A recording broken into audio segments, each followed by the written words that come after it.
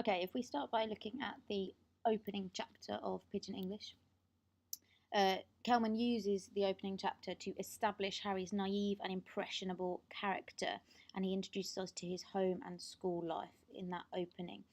So, naive means that he believes things very easily, he's quite innocent, he doesn't quite understand how things work, and impressionable means that he's quite gullible, he listens to other people and he believes what they say, and we see that all the way through. So as we go through, think about how the examples I show you and also examples of your own prove that he is naive and impressionable, because if you have a question on Harry and Harry's character, those are two words that you might want to use when you start to describe him. So the novel starts on page 1 with the death of the dead boy. Now we never learn the dead boy's name, and you could make quite an interesting point about that. Perhaps the dead boy represents lots of different boys in society. Perhaps it could symbolise that anyone could be next, and perhaps it emphasises Harry's death at the end, because obviously we know Harry's name and we really, really care about Harry when he dies.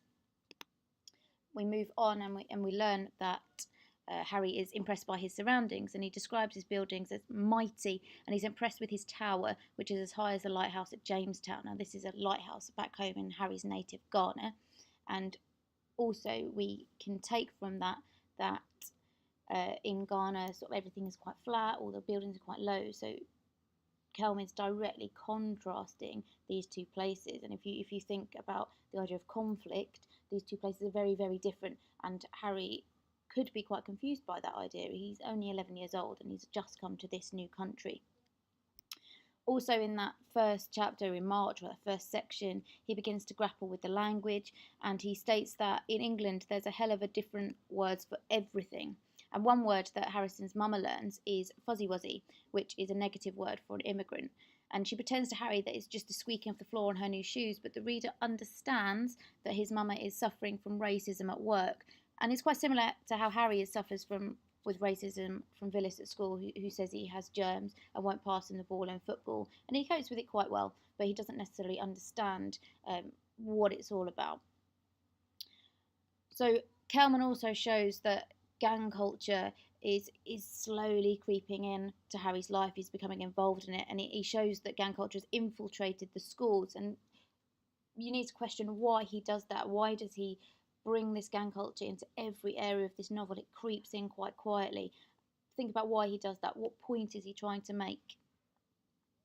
So he foreshadows Harry's death when Crossfire is teaching the younger boys how to chook, and Harry is picked to be the dead boy. And you've got this idea that you've got young boys all together in a group, and Harry is teaching, Harry's being taught even how to kill, how to chook other people, which is quite a scary thought when you think actually somebody in this school and somebody in this community has been stabbed. And remember, chook is the slang word or the colloquial word in the novel for stabbing. And it's perhaps not as violent a word as stabbing. It sounds like a little nick, and that could be a language technique that you bring out.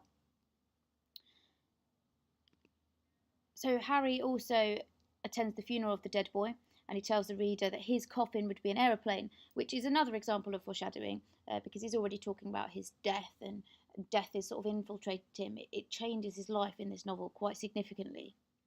And Harry notices that Killer comes to the funeral on his bike, and he's described as going wobbly at the sight of the coffin. He even falls off his bike, which is another example, or an example of dramatic irony, because we see that we see as a reader that Killer, even from his name, might be involved in the boy's death. And Harry remains ignorant of this. He doesn't understand it, he doesn't see this, and he establishes his innocence and his inability to understand the threat that the DFC, the name for that gang, really, really pose him. So at the end of the chapter, Crossfire tells Harry to come to him if he gets any shit. And remember, you can use swear words if you're using them as quotations. You can analyse them if you feel it's necessary to your answer. But actually, this is in direct contrast, or it's a juxtaposition with Poppy Morgan, who is quite innocent. She has yellow hair that reminds Harry of happiness. And he really falls in love with Poppy Morgan in a way that an 11-year-old can. So that's the first element of this novel. That's the March section, and the key sections from the March section that you could remember.